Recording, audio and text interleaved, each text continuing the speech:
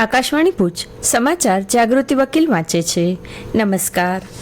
ભારતમાં કોવિડને કારણે 2021માં મુલતવી રહેલી 16મી વસ્તી ગણતરીનો પ્રારંભ થઈ ચૂક્યો છે, ત્યારે ગુજરાતમાં આગામી જૂન મહિનાથી વસ્તી ગણતરી કરાશે.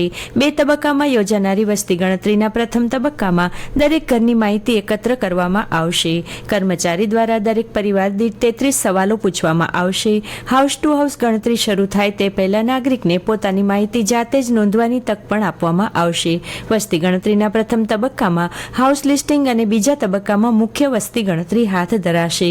બંને તબક્કામાં સ્વગણતરીની ઓનલાઈન સુવિધા પણ પ્રથમ વખત આપવામાં આવી છે, જે એક વેબ પોર્ટલ દ્વારા થશે, જેમાં લોકો ઘરે ઘરે સર્વેક્ષણના 15 દિવસ પહેલા પોતાની માહિતી જાતે ઓનલાઈન ભરી શકશે. પોર્ટલ પર ફોર્મ ભરવા માટે 16 ભાષાઓ આપવામાં આવી છે. આ સંપૂર્ણપણે વૈકલ્પિક છે.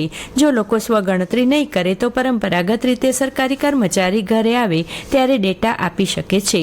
જેમણે ઓનલાઈન ફોર્મ ભર્યું છે તેમનો ડેટા ચકાસવા માટે પણ સરકારી કર્મચારી તેમના ઘરે જશે. મેડિકલ પેરામેડિકલ પ્રવેશ માટે જરૂરી નીટ પરીક્ષા આજે દેશભરમાં નેશનલ ટેસ્ટિંગ એજન્સી રાહે નિયત કરાયેલા સેન્ટરોમાં યોજાશે. બપોરે 2 થી 5 દરમિયાન યોજાનારી આ પરીક્ષા 13 ભાષાઓમાં લેવાશે, જેમાં ગેરરીતિ અટકાવવા કડક સુરક્ષા અને બાયોમેટ્રિક વેરિફિકેશન લાગુ કરવામાં આવ્યું છે.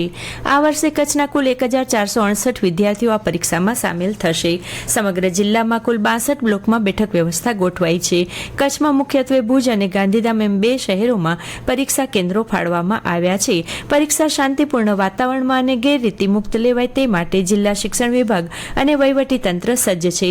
પરીક્ષા કેન્દ્રોની આસપાસ સુરક્ષા જળવાઈ રહે તે માટે અધિક કલેક્ટર દ્વારા બહાર પડાયેલ જાહેરનામા મુજબ પરીક્ષા કેન્દ્રની આસપાસના વિસ્તારમાં બિનઅધિકૃત વ્યક્તિઓના પ્રવેશ પર પ્રતિબંધ, ઝેરોક્સ મશીન અને લાઉડસ્પીકર જેવી પ્રવૃત્તિ પર રોક, પોલીસ દ્વારા બંદોબસ્ત ગોઠવવામાં આવ્યો છે. ગુજરાત માધ્યમિક અને ઉચ્ચતર માધ્યમિક શિક્ષણ બોર્ડ દ્વારા ધોરણ 12ની તમામ પ્રવાહોની પરીક્ષાનું પરિણામ આવતીકાલ તારીખ 4 મે સોમવારે સવારે 10 વાગે જાહેર કરવામાં આવશે. ફેબ્રુઆરી-માર્ચ 2026 દરમિયાન લેવાયેલી વિજ્ઞાન, સામાન્ય, વ્યવસાયલક્ષી અને ઉત્તર બુનિયાદી પ્રવાહનું પરિણામ ઉપરાંત ગુજસેટ 2026 તથા સંસ્કૃત મધ્યમાં પરીક્ષાના પરિણામ પણ આ જ દિવસે જાહેર કરવામાં આવશે.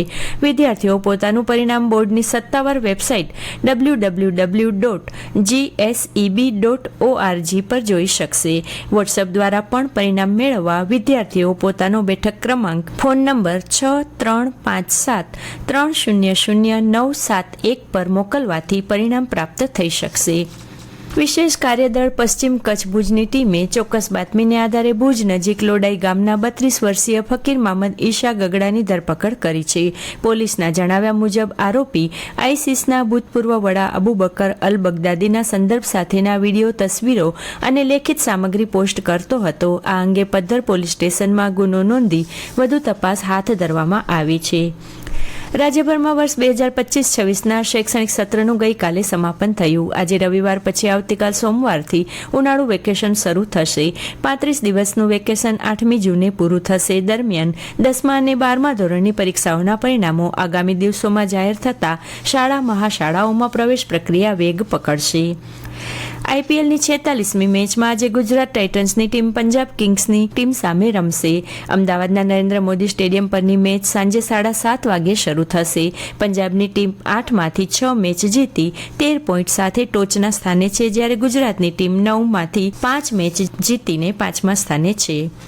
હવામાન. કચ્છમાં મહત્તમ તાપમાનમાં 1 થી 2 ડિગ્રીનો વધારો થતાં પુનઃ અગનવર્ષાનું જોર વધતા લોકો પરસેવે રેબઝેબ થયા છે. હવામાન વિભાગની આગાહી મુજબ હજુ 1 દિવસ ગરમીનું જોર રહેશે, તે પછી મહત્તમ પારો ગગડતા થોડી રાહત મળશે.